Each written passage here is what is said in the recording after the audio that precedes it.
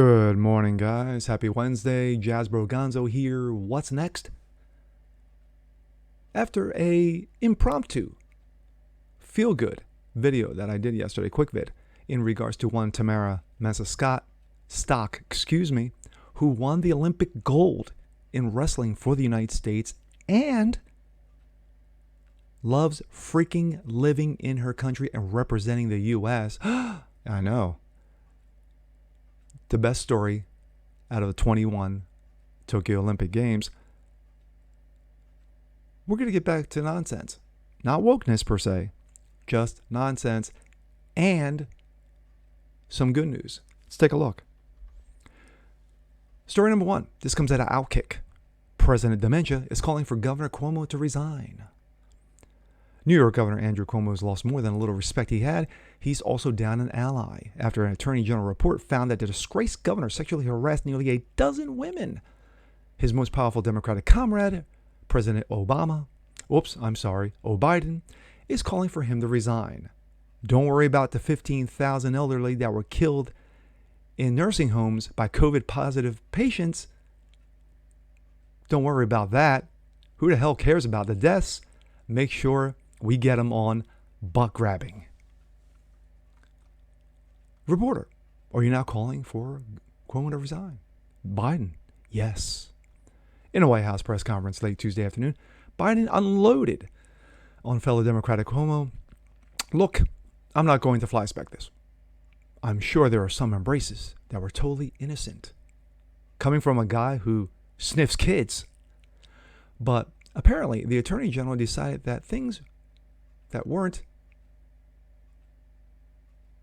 there were things that weren't, said Biden, referencing Cuomo's defense that he had been photographed in the same physical manner with Biden as he had with some of his accusers.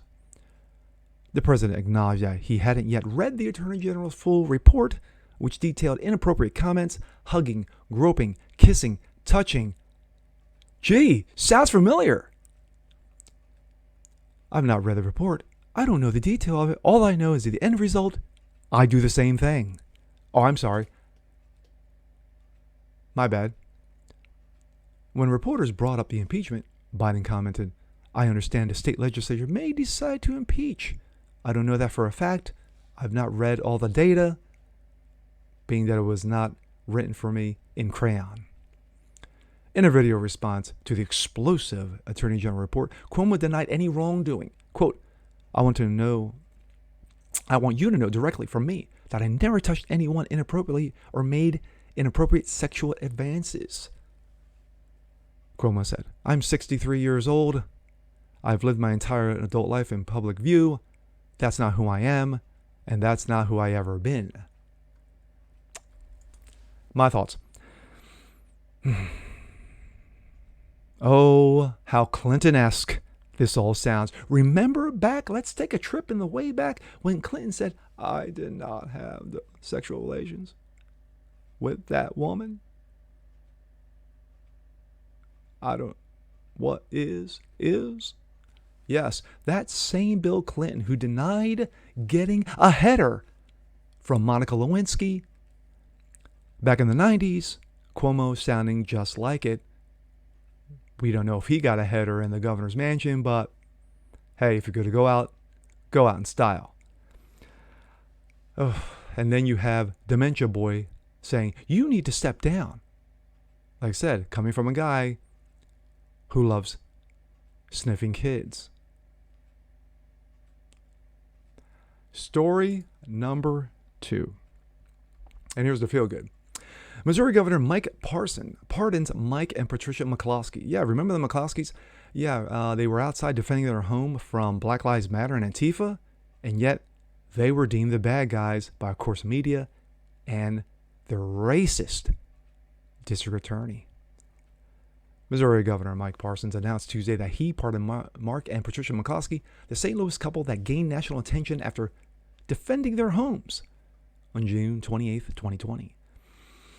On June 19, 2020, Breitbart reported that Governor Parson pledged to pardon the McClosky'S if they were prosecuted for their actions, which they were.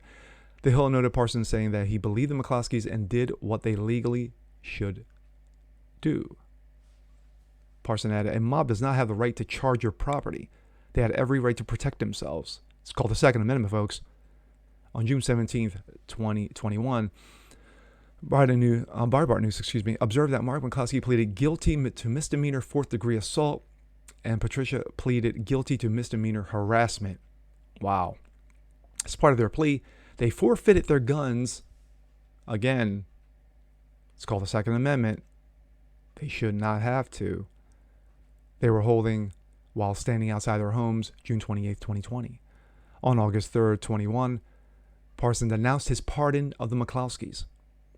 Missouri House Democratic Minority Leader Crystal Quaid criticized Parsons' pardon, saying, quote, it's beyond disgusting that Mark and Patricia McCloskey admitted that they broke the law. They were forced to accept the plea. They were forced to accept these charges.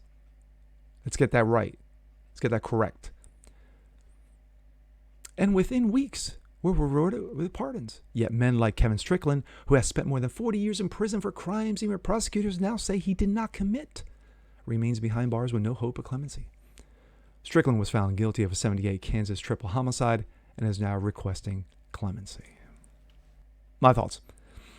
One, thank you, Governor Parsons, for doing the right thing and sticking to your word and sticking by your statement that you were going to pardon the McClosky's. The McClosky's should have never been put in this situation in the first place. They were defending their homes from thugs and garbage. And that's what Antifa and Black Lives Matter are. Not were, are. The fact of the matter is that even video footage shows the gates broken as they were 30 feet, according to the McClosky's, from their home.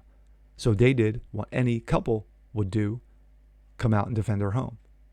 Now, you can say that the way that they were holding their guns, nitpicking, hair splitting, trying to find needles, and that's exactly what the district attorney, who is a racist, who is a known racist, surprisingly, she was not mentioned in the article, but it's not about her. It's about the McCloskey's, and once again, good for them.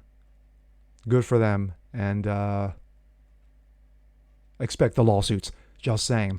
And with that being said, I'm Jazz Borganzo. This is What's Next. Want to see more just like this? Please leave a comment below. Like it, share it, subscribe to it. Hit the notification bell so you don't miss a thing. And we'll catch you guys next time. Peace.